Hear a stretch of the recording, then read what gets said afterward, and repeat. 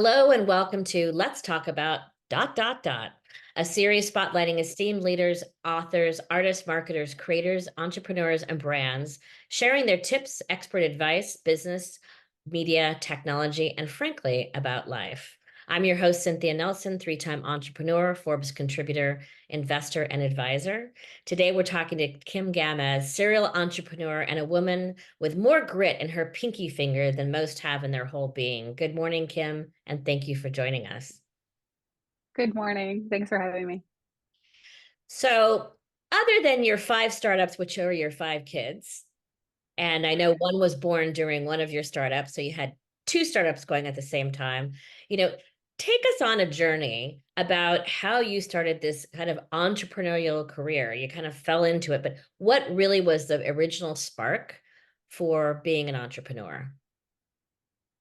Yeah, so honestly, I was raised by entrepreneurs, so I didn't necessarily know how to think within the box. I just knew that if you really wanted something, you had to work really hard for it.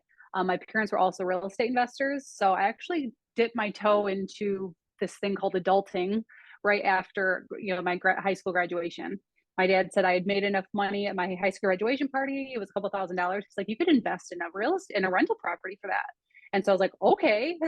I just had no idea that wasn't what kids did when they were 18 years old. And so from there, continued to just, work my job at McDonald's and my little side jobs and invest in additional real estate. Met my husband during that time, and he had always wanted to own a restaurant. And so being oblivious to life, we're like, well, how could we buy a restaurant? So we ended up buying that first restaurant on a land contract because we had no money, and just really leaned into customer service. Like, what did our customers want? I know it is called now customer discovery, but at the time I was just like, the customers are just telling me what they want, and we're just going to give them what they want. And also, we leaned on our employees because we knew that they were really going to make it or break us. And we spent the most of our time with them. And so now, like that, I've carried that through, I think, throughout. Just treat the people that you work with like gold. They don't work for me, they work with me. But yeah, that's kind of how it started. And so I can't necessarily tell a recipe. It was just something that, again, I wasn't kind of taught that box. I've always thought outside of the box. So Yeah, I think like a restaurant, that is like one of the most difficult jobs in the world to have a restaurant. It's 24/7, 365, and you were raising kids that were at the restaurant with you during the whole time doing that. That's just an incredible lift. But I think maybe being naive and not really knowing was, and for you, a blessing in disguise, it seems like. yeah, I mean, my kids, we ended up having five kids, but the first two, our oldest boys, I mean, we joke that they were raised on booth number one. That very first table, they had, their car seat there. Our customers would come in, and during a busy rush, I would just buckle them in, and they just did their thing. Again, we were just rolling with the punches, trying to figure it out all out. I was trying to figure out how to be a mom and an entrepreneur at the same time. And now the boys are, 19 and 21, and they're not assholes. So I think I've done something right, and they're productive members of the society. They weren't, So they yeah, didn't have any some problems. people They're all good. They're all good kids. Met are your like, family. They're all good kids.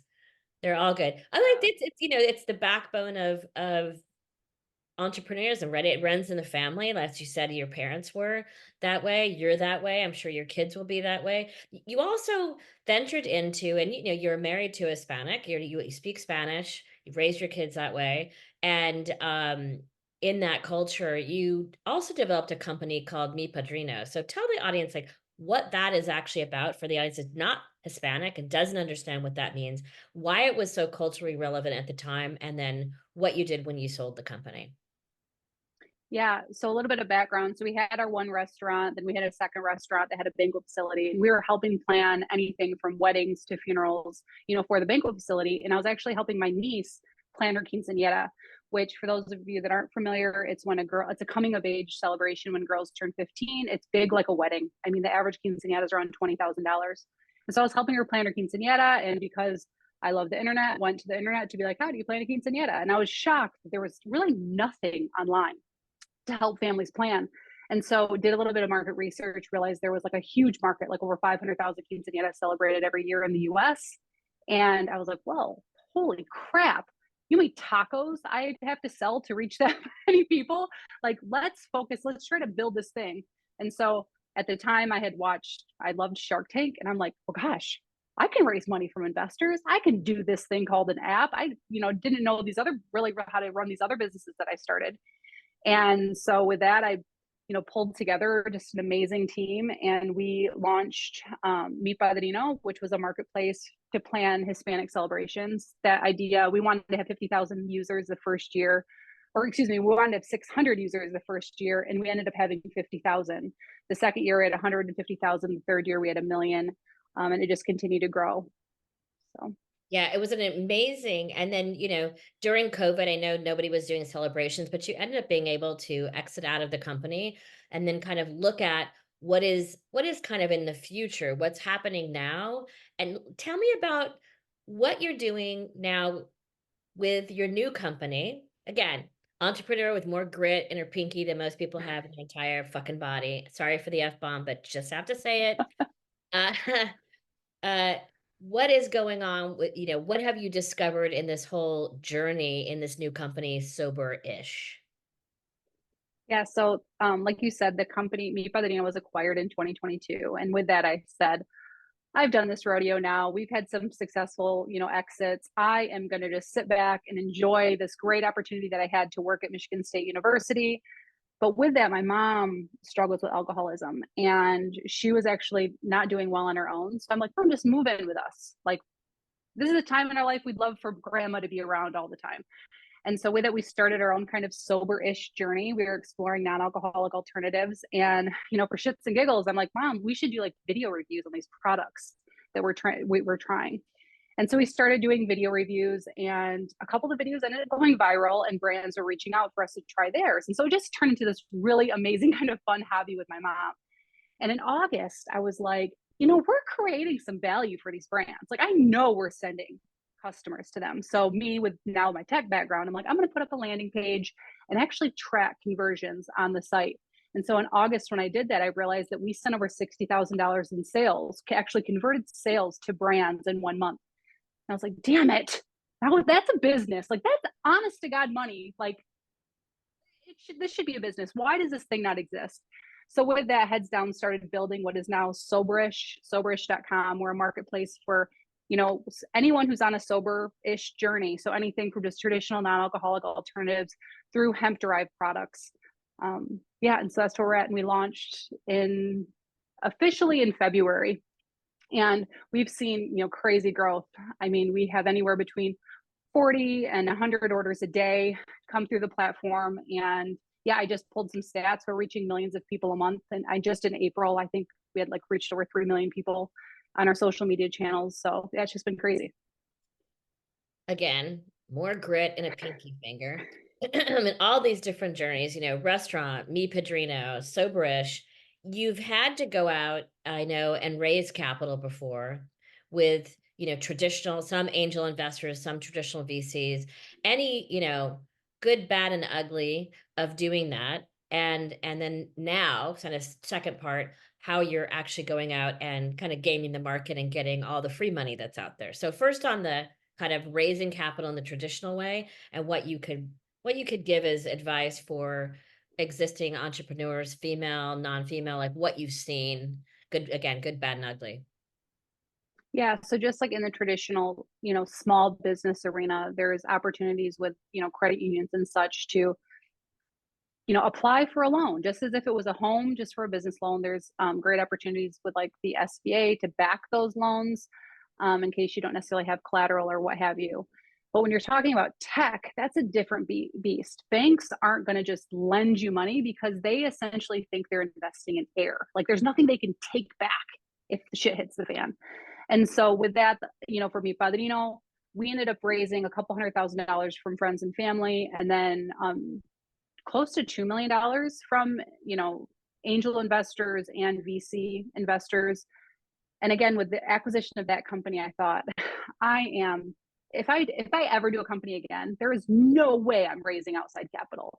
Mainly just because it ended up turning into my full-time job. I was pitching investors, I was flying around the country, you know, getting like Shark Tank style, like going to boardrooms and doing my 5-minute pitch and asking for a check. And it wasn't something that I ever really wanted to do again. But I also know that we couldn't have grown to the level that we did with MiPadrino without that funding. So here I am now with Soberish, and I have found out that there are not only, yes, outside capital, so angels and VCs are still available to us if we want to go that route. But there's a lot of, I hate to say free money, but there's opportunities for you to grow ideas. So, like in Michigan, for example, I mean, there's like business accelerator fund that the state gives. It's like up to $50,000 of free capital. The different smart zones in Michigan, they'll actually pay for somebody who's experienced, like a CMO or a CEO or a CFO, to come and help your company, and they'll pay their salary for a certain amount of time. And so right now for Sobridge, I'm taking advantage of all of those opportunities. They were meant for companies like me, so I don't feel bad taking advantage of them. And it is helping us grow. You just won $10,000. Like, tell us about that. Last week was the NFL draft. I see this post. You're in the car. Kids are going to like rehearsal, recital thing, and you're like driving an NFL draft. Like, what the hell? So a friend of mine who runs the Michigan Founders Fund reached out a couple weeks ago and said, "Hey, there's this event going on during the draft, and we are asking companies to pitch or apply to pitch at this event. And there'll be, investors, high net worth individuals in the room. Would you like to apply?" So I was like, "Sure, why not?" So I applied. Didn't really think I'd get picked to even present, but okay, got picked. Was great. I was like, "Oh crap! Now I have to figure out my pitch and do all the things." And so it was actually like 2 days before I was looking at my calendar and I'm like, holy crap, damn it. My daughter, who's 9, had her like third grade like play at school that night. And I'm like, okay, so I got a whole about 2 hours to get to Detroit. Hopefully I can be done with that pitch, pack up and get back home by the time she does her event, her, little show. And so, yeah, it was a whirlwind. I put him, like, got him ready for school. My husband, thank God, put him on the bus and did all that because I had to be there bright and early in the morning, went, pitched alongside. I mean, all kinds of crazy technologies. Again, Kim being completely out of her league. I'm like, these people are way smarter than I am. Why the heck was I asked to present? And yeah, ended up winning the $10,000 check, which was amazing. And I was like, I don't mean to rush out of here, but hug, hug, kiss, kiss. I gotta go. And I rushed back and got home like 15 minutes to spare before my daughter went on stage. So it was all good. It was really fun. It Got was a a great day. signed football from somebody you didn't even know who they were. Yes. Who was Peyton Manning, right? It was Peyton Manning. Well, he said it, and I was like, okay, I know the name. I don't know You're what like at an team. NFL My draft. You're son, like, don't know who this is. Your kids, yeah, your yeah, I son's don't know because I do this thing like running a business every day and like being a mom. There's like no time for football. But thank God I have a 20-year-old son who definitely loves football. I came home and he was like, oh my God, mom, that's so cool. So it was amazing. great. You're not only an entrepreneur, you're bringing home the gold to the family with the signed football. Um, if you were going to start out again, what would you do differently? What would you do the same? What would you differently? Or would you not change a thing? Well, I feel like I am starting again right now because this company is so young. Honestly, just being scrappy, leaning into the customers, like what are your customers saying? Whether it's what they're saying with words or what they're saying with actions. And so what I mean by that is a customer might come and say they want XYZ things, but then when you actually follow them or look at what they're doing on your platform, they're doing something completely different. And so really listening to your customer, learning their journey, learning how to be the best platform. I was actually like, somebody told me they said they use this analogy of like keeping your gerbils alive. And they're like, it's a gerbil farm and you only have like these 10 gerbils. Like, these are your core customers. How do you keep those 10 gerbils alive? And then from there, you add like 10 or 5 more gerbils. Like, how do you keep all the gerbils alive and everybody really happy and really excited about what you're building? And so right now, I'm just keeping my gerbils alive and we're having lots of fun doing it. So I think just that, like really listening to your customers, taking advantage of every opportunity that's out there, whether it's, you're losing sleep because you're driving across the state to pitch, but just doing all the things. So And I how do think that's people it. reach out to you? It's soberish.com, correct? So soberish.com is the website. And then actually, if you go to Kim Gamez, GAMEZ.com, that has like my LinkedIn, and you can follow me on TikTok and Instagram and see all our silly videos on, our reviews and things that we do on the products. But yeah, either on Soberish or at KimGamez.com. I love it. Thank you so much, Kim, for sharing your advice and your tips and tricks and your crazy journey, which I love. Thank you so much for having me. Stop. Hold on one sec. Why is it not giving me the stupid stop? I'm gonna have to, obviously, I'm gonna have to cut this end off, but usually it has my, there we go.